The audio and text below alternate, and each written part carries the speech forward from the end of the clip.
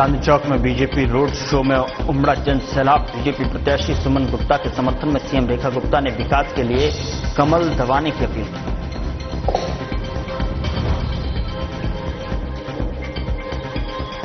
CM Rekha Gupta ने केंद्रीय मंत्री जितेंद्र प्रसाद को जन्मदिन पर शुभकामनाएं दी और उनके राष्ट्र निर्माण के योगदान की सराहना की।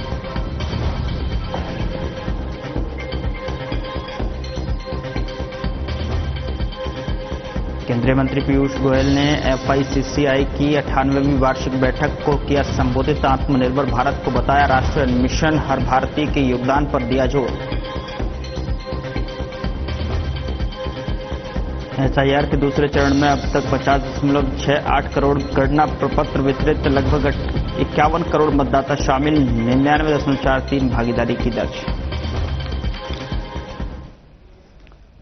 नमस्कार, मैं हूं आपके साथ गौरव राजेंद्र। बुलेटिन की शुरुआत करते हैं चांदनी चौक वार्ड 74 में भाजपा प्रत्याशी श्री सुमन कुमार गुप्ता के समर्थन में रोड शो में भारी जनसैलाब उमड़ा। मुख्यमंत्री रेखा गुप्ता ने इस जन स्नेह को जनता के विकास और पारदर्शिता की ओर बढ़ती रुचि का संकेत बताया। सांसद श्री प्रवीण खंडेलवाल, जिलाध्यक्ष श्री अरविंद गर्ग और भाजपा के वरिष्ठ पदाधिकारी भी इस अवसर पर मौजूद रहे। चांदनी चौक के सभी मतदाताओं से मुख्यमंत्री ने अपील की कि आगामी 30 तारीख को कमल का बटन दबाकर विकास के संकल्प को मजबूती दें।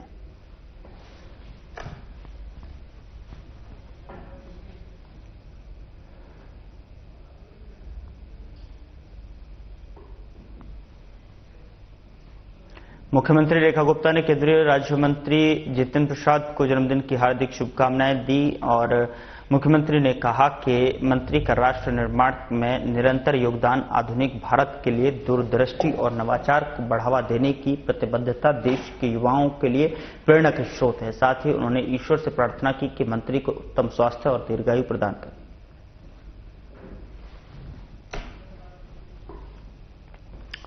वाणिज्य और उद्योग मंत्री पीयूष गोयल ने नई दिल्ली में उद्योग मंडल FICCI की 98वीं वार्षिक बैठक को संबोधित किया और इस दौरान उन्होंने कहा कि आत्मनिर्भर भारत अब एक सामूहिक राष्ट्रीय मिशन बन गया है और प्रत्येक भारतवासी इस संकल्प यात्रा में अपना योगदान दे रहा है।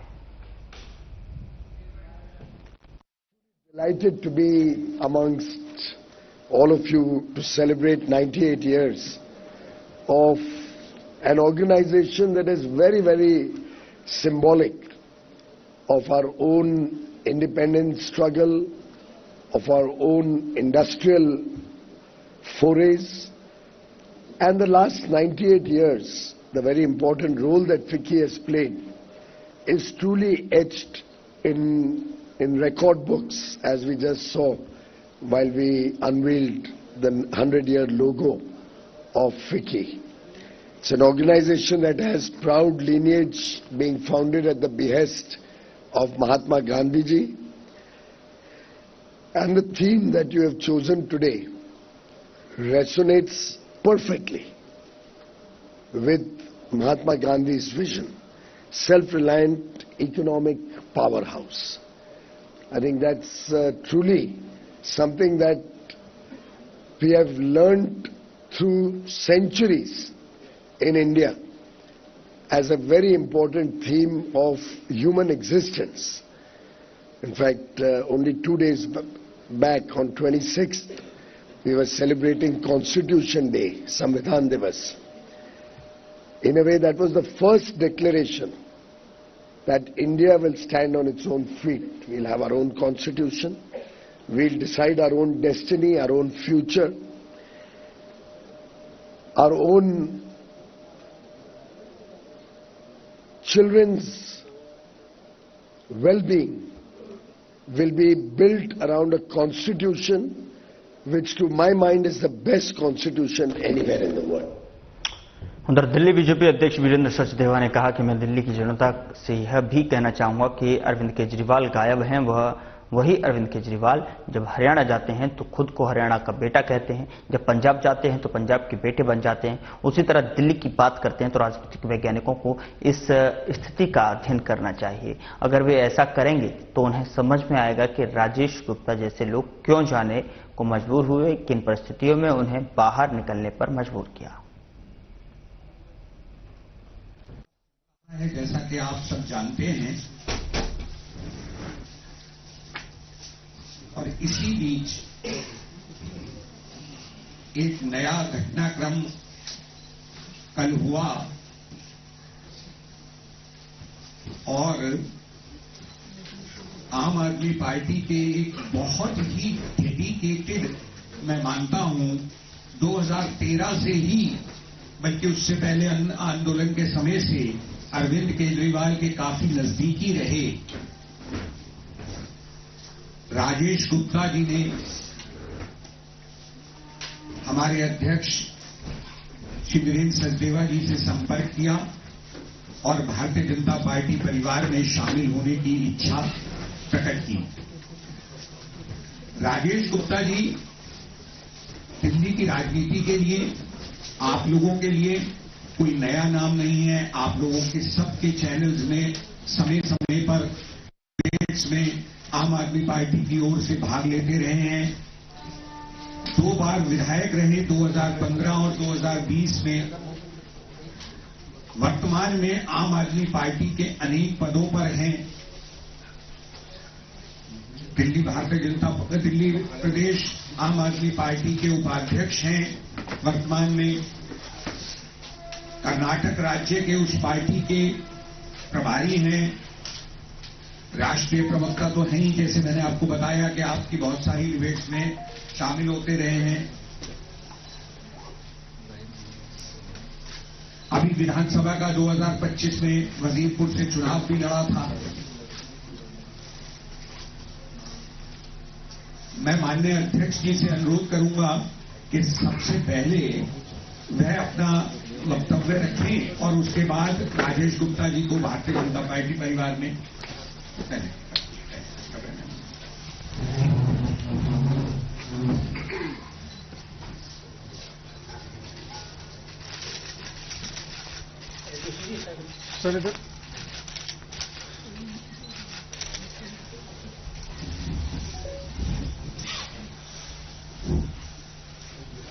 मैं माननीय अध्यक्ष जी से अनुरोध करूंगा कि मैं अपना वक्तव्य रखें। धन्यवाद प्रवीण जी। मंच पे हमारे साथ मेरे दाई साहब पार्टी के उपाध्यक्ष राजकुमार भाटिया जी और अभी जिन्होंने हमारी पार्टी की सदस्यता ग्रहण की, ऐसे श्री राजेश गुप्ता जी। 2 बार 2015 से लेकर 2025 तक आप विधायक रहे।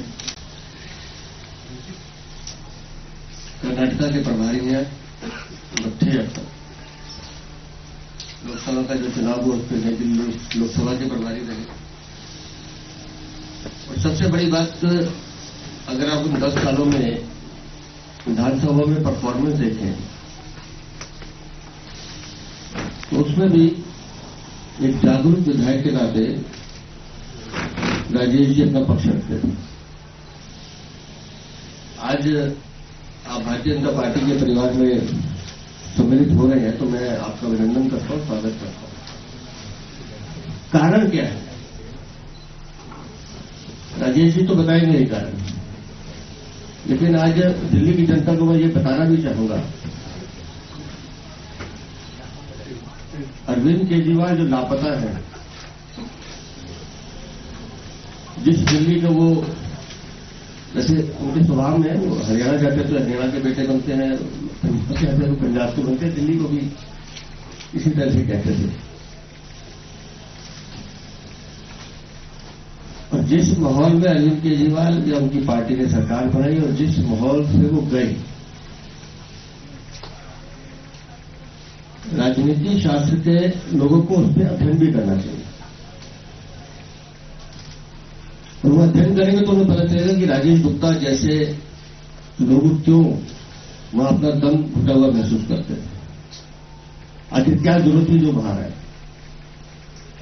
कल दिल्ली में उपचुनाव है, अशोक नगर सीट, उस वार्ड पे भी चुनाव है जिस विधानसभा के राजेश जी खुद 2 बार विधायक रहे हैं।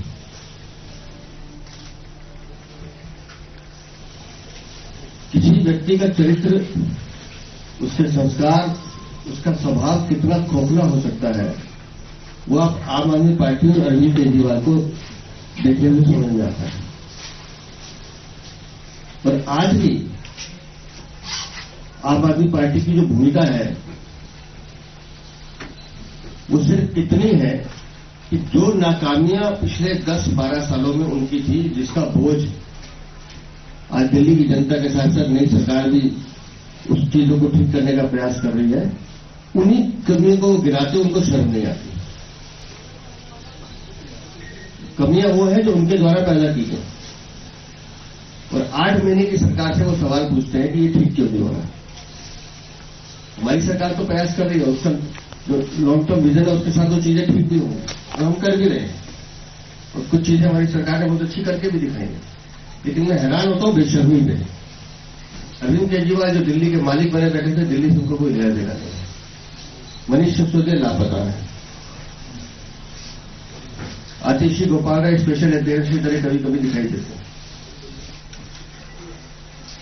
तो वो आम आदमी पार्टी जो दम भरा करती थी दिल्ली की सेवा करने का, आज दिल्ली को वो इस तरह से छोड़ के भागे जैसे दिल्ली को औरंगजेब में लूटने के बाद छोड़ने की बात की। इनका तो मुझे लगता है हाल वही है जैसे मुगलों ने दिल्ली को लूटा, सामान इकट्ठा किया और भाग गए। वही स्थिति अरविंद केजरीवाल और आम आदमी पार्टी की है कि 10-12 सालों में जितना दिल्ली को लूटने था लूटा, भ्रष्टाचार, करप्शन, चोरी, चकारी, घोटाले जितने करने से किए, और उसके बाद पूरा सामान इकट्ठा करके पंजाब में जाके डेरा जमा लिया। तो मैं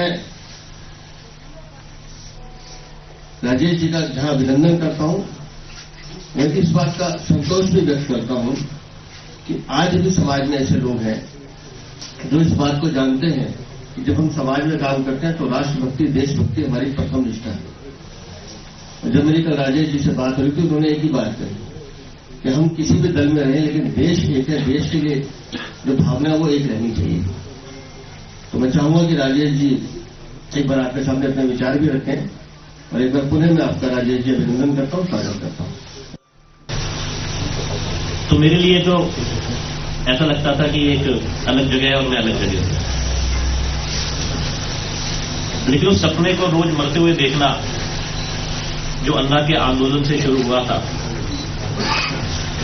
वो रात रात मैंने अब सोने नहीं दिया। रोज एक चोट लगती जा रही थी उस सपने पे, रोज कोई हल्का सा मुझे जगा रहा था, लेकिन अब पूरी तरीके से मुझे जगा दिया। मेरे मुंह पे पानी मारा गया कि नहीं भाई उठ जाओ, अब आपको देश के लिए उठना पड़ेगा।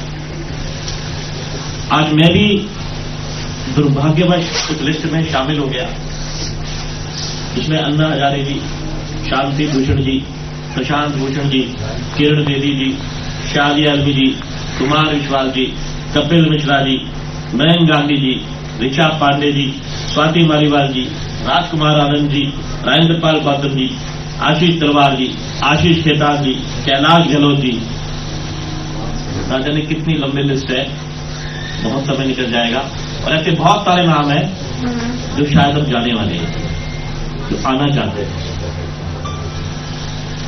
मैं ये सोचता रहा कि जैसे आदरणीय अध्यक्ष जी ने कहा, सुबह 5 बजे साइकिलें चलाई, खुद अरविंद जी ने, मनीष जी ने, संजय सिंह जी ने ट्वीट करा।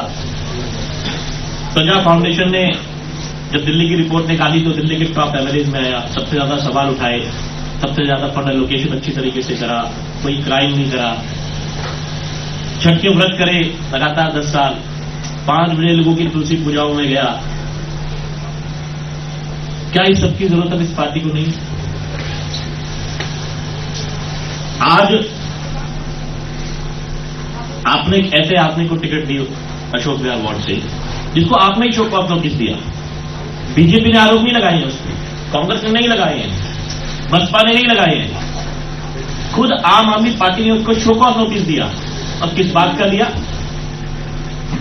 कि जिस वक्त अरविंद केजरीवाल जेल में थे और जंतर मंतर पे विपक्ष का एक प्रोग्राम बना था, जिसमें सारा विपक्ष इकट्ठा था, बड़े बड़े नेता थे, और मैं वहां से बसे भर के वजीरपुर से वहां गया हुआ था। बहुत बरसात का टाइम था, उमस का इसमें पसीने आ रहे थे। उस वक्त वो आदमी एक मुहूर्त कर रहा था सरकारी शिविर का, और वहां उसने कुछ लोगों के साथ बदतमीजी करी जिसमें बच्चे भी थे और महिलाएं भी। ये बात पार्टी ने प्राइमा फेसी मानी, तभी तो शो कॉज नोटिस दिया। आज अध्यक्ष जी मेरे साथ बैठे हैं, ऐसी थोड़ी किसी को शो कॉज नोटिस देते हैं, पार्टी ने माना, उसी को आपने टिकट दे दी। आप 3 C's की बात करते थे, कैरेक्टर, क्राइम, करप्शन, आपने तीनों को ही हटा दिया। आपने जिस मंत्री को हटाया और सीबीआई में जिसकी रिकॉर्डिंग भेजी, उसको 4 दिन पहले आपने उसको भी शामिल करा दिया मटिया महल से। आपको लगता है जनता सब भूल जाती है, बार बार आप कहते हैं जनता को इन बातों से फर्क नहीं पड़ता। ठीक है, जनता भूली हो सकती है, 1-2 बार आपकी बातों में आ सकती है, लेकिन बार बार नहीं आएगी। झुग्गी टूटी तो आप खुश होते हो, क्योंकि आपके दिमाग में आता है भैया अच्छा है, अगर झुग्गी टूट गई तो झुग्गी में सहानुभूति मिलेगी, सारा वोट हमको मिल जाएगा। आप क्या जनता को बता सकते हैं कि कल को झुग्गी वालों का मकान दे पाओगे, फ्लैट दे पाओगे? वो तो मोदी जी ही दे सकते हैं, उन्होंने दिए, उसी जेरेवाला बाग में दिए, ये तो नहीं दे पाएंगे। आप उनकी जिंदगी को क्या बनाना चाहते हैं? आपको दिल्ली की जनता ने 134 काउंसिलर चुन के दिए, आपने कहा एमसीडी में भी केजरीवाल, जनता ने मान लिया। कितने बच गए आज? शायद 94 के करीब है, बाकी साहब कितने ही होंगे। क्यों चले गए वो सब छोड़ के आपको, और 50 और छोड़ के जाने को तैयार है? ऐसा क्यों हो रहा है? अगर ये 12 सीटें की 12 भी आप जीत गए तो क्या आपका मेयर बनेगा? और नहीं बनेगा तो आप रोज शोर मचाओगे कि देखो जी हमें तो पैसा नहीं मिल रहा, हमको तो मोदी जी काम नहीं करने दे रहे, हमको तो मेयर पैसा नहीं दे रहा, हमको तो एलजी साहब रोक रहे हैं। तो क्या फायदा एक भी सीट जिताने का इनको? रोज झगड़ा करेंगे विधायक से बैठकर, तो फायदा क्या है एक भी सीट जिताने का? लेकिन जनता को भटकाना, उनको भड़काना कि तुम्हारी झुग्गी टूटी। अरे भाई, कोर्ट के आदेश में कुछ चीजें होती हैं, लेकिन आप उसका फायदा उठा रहे हो, फिर उनकी जिंदगी को आप खराब कर दोगे। तो आज जैसे मैंने कहा, ये इतना आसान नहीं था। मुझे 3 बार चुनाव में लड़ा, हर बार सर्वे में टॉप आया, ऐसी तो टिकट नहीं दी होगी। बहुत सारे बड़े बड़े पदों पे रहा। आज मैं नाराज हुआ तो इतनी बड़ी पार्टी के, आज जिसमें दिल्ली की सरकार है, भारत में सरकार है, जिनकी एमसीडी में सरकार है, उनके अध्यक्ष मुझसे बात कर सकते हैं, लेकिन दिल्ली में हारी हुई पार्टी के अध्यक्ष मुझसे बात नहीं कर सकते। कितना दुखद है, जबकि मैं पार्टी का उपाध्यक्ष हूं। ये हालात हैं कि जो लोग इनके लिए मर जाएंगे, कट जाएंगे, अपने परिवार को छोड़ के इनके साथ लगे रहेंगे, जिन्होंने अन्ना आंदोलन में अपनी नौकरियां छोड़ी, काम धंधे छोड़े, ये उनको पूछते नहीं है। उधर निर्वाचन आयोग ने बताया कि एसआईआर के दूसरे चरण में अब तक 50.68 करोड़ से अधिक गणना प्रपत्र मतदाताओं को वितरित किए जा चुके हैं और इस चरण में शामिल लगभग 51 करोड़ मतदाताओं का यह 99.43% है।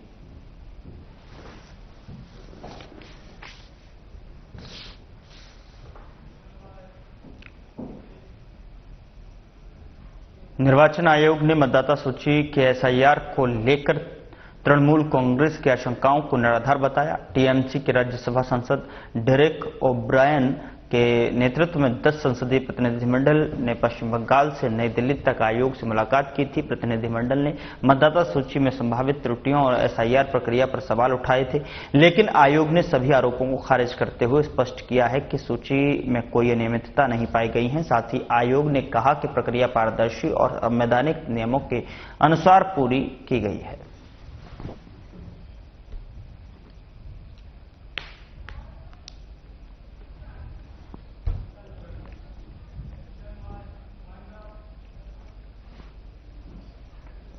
फिलहाल बुलेटिन में इतना ही। नमस्कार।